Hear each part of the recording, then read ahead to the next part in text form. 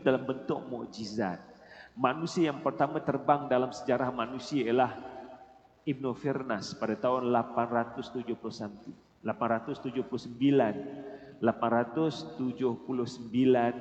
Masihi. Lebih kurang 200 tahun selepas Nabi Muhammad sallallahu alaihi wasallam.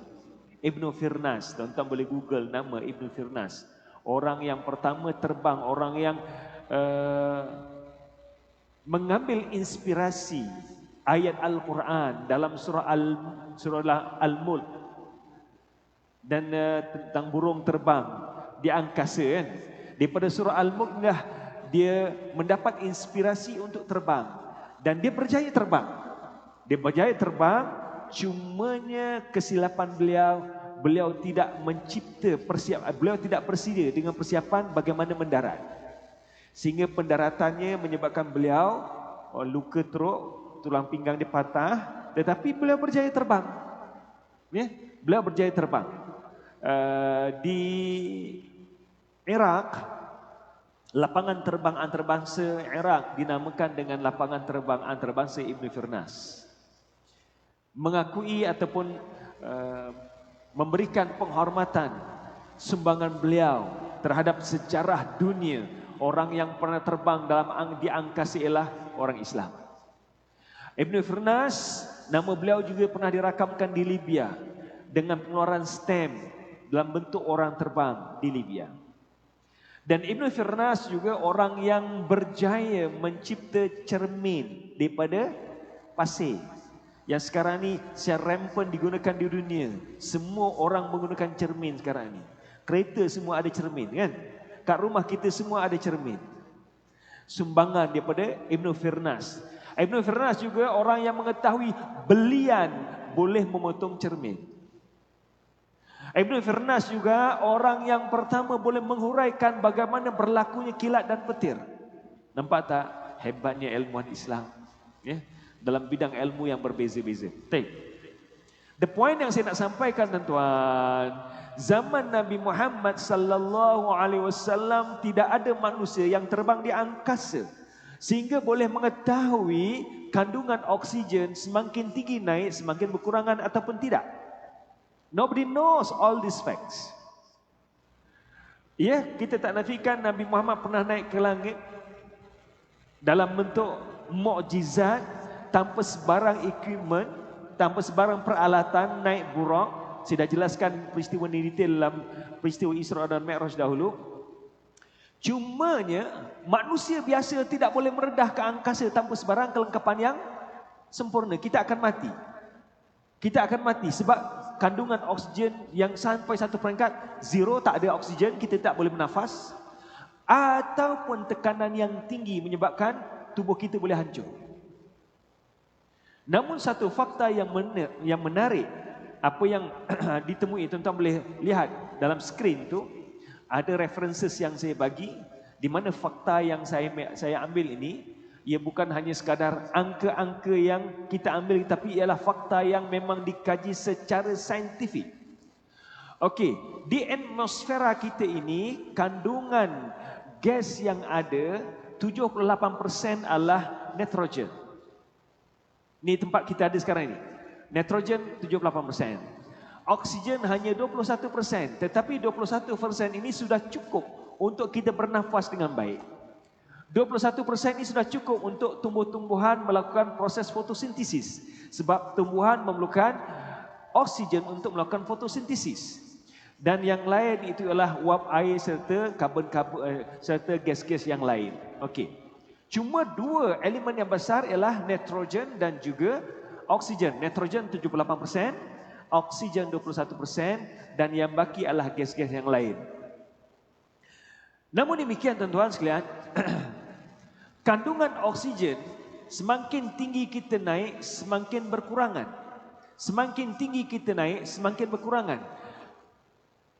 Semakin tinggi kita naik, setiap 1000 meter, puratanya 10% oksigen akan berkurangan.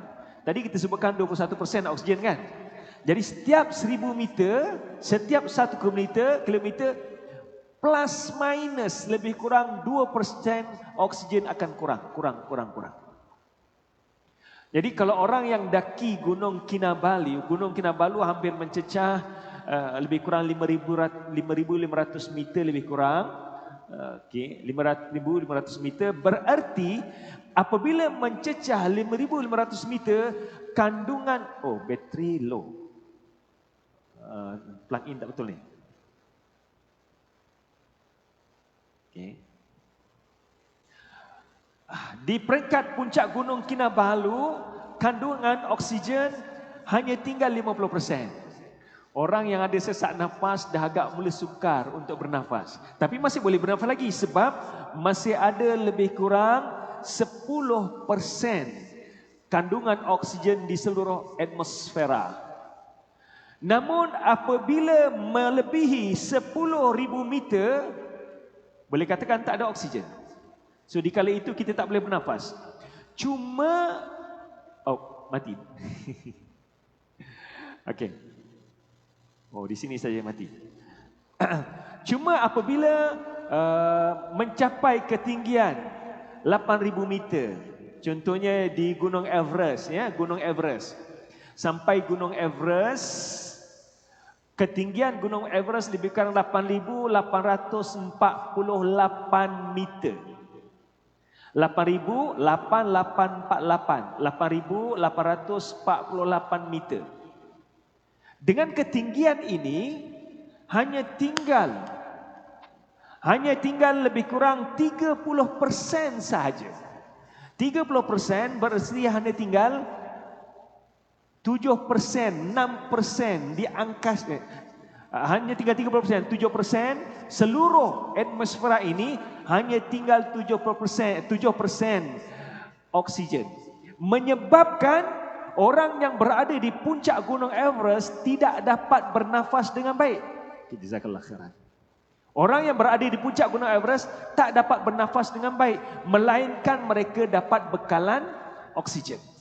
Okey. So tuan-tuan nampak tu di puncak Everest dengan ketinggian 8,848, hanya lebih kurang 30% oksigen. 30% daripada 21 lebih kurang dalam 7% saja. Dan kandungan 7% oksigen ini tuan-tuan boleh tengok dalam skrin yang saya paparkan di sini, rujukan-rujukan yang saya berikan, dan tuan-tuan boleh rujuk juga buku yang saya tulis Membongkar Mukjizat Saintifik Al-Quran. Saya ada detailkan perkara ini. Apa yang dijelaskan di sini hanya tinggal 7% kandungan oksigen di atmosfera menyebabkan kegagalan tubuh kita untuk mendapat bekalan oksigen dengan baik, dan tandanya ialah dada kita makin lama makin sesak.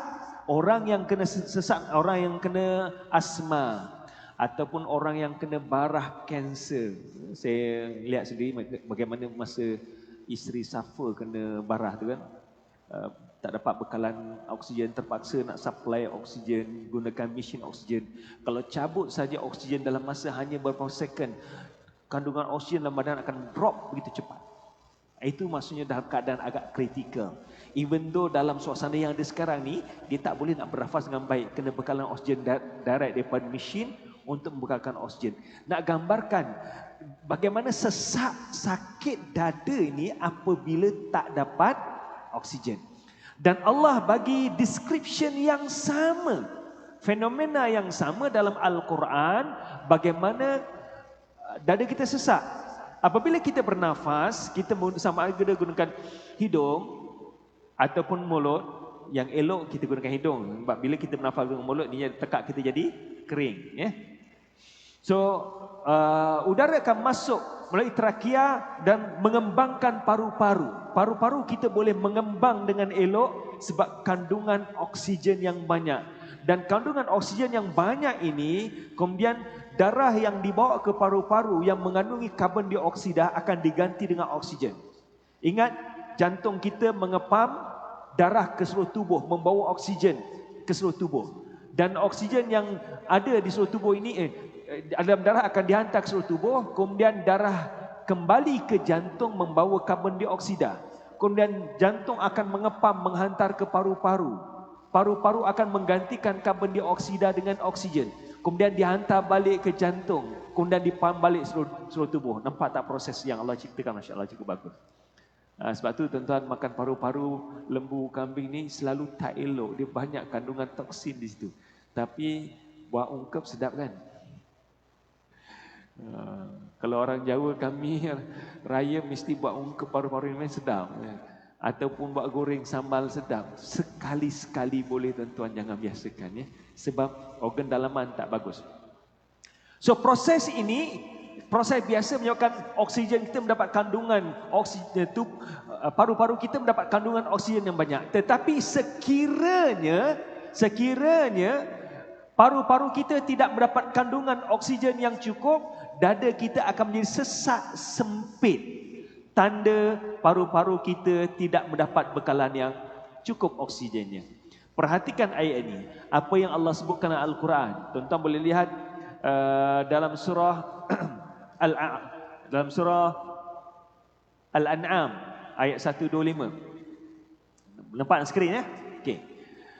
Faman yuridillahu an yahdiyahu yashrah sadrahu lil Islam. Balang siapa yang Allah nak lapangkan dada dengan Islam, nak berikan hidayah, Allah nak kampangkan dadanya dengan Islam.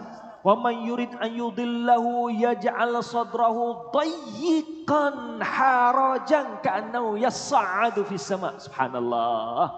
Ayat ini tepat sekali. Barang siapa yang Allah nak sesatkan dia, Allah akan jadikan dada dia sesak.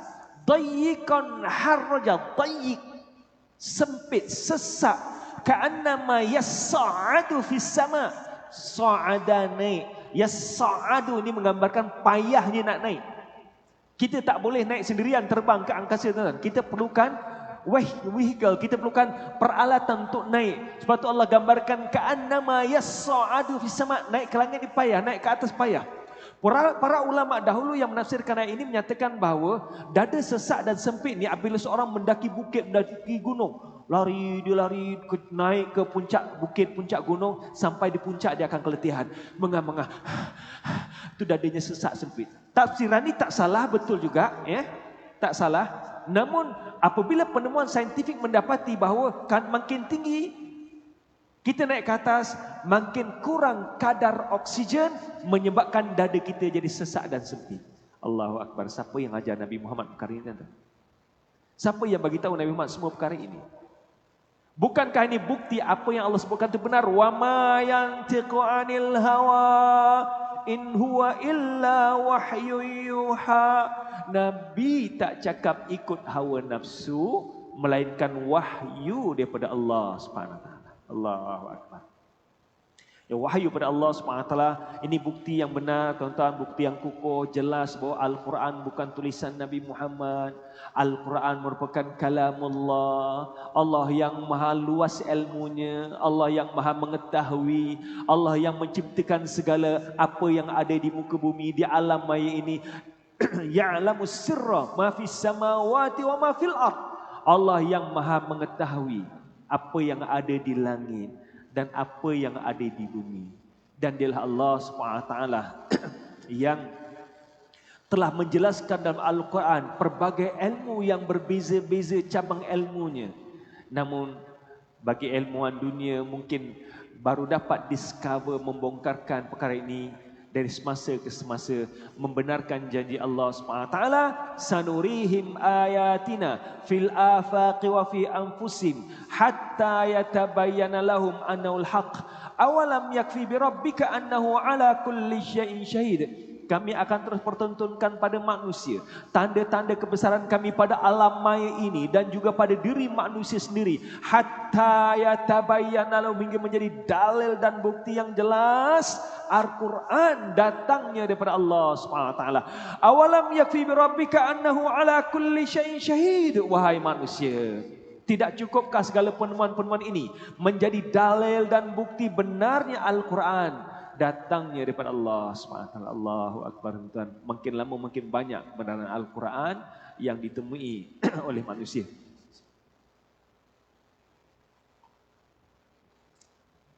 Tadi saya ada sebutkan tentang etnik Melayu. Saya pergi ke Sabah baru-baru ini, tuan-tuan. Dan saya juga terlibat dengan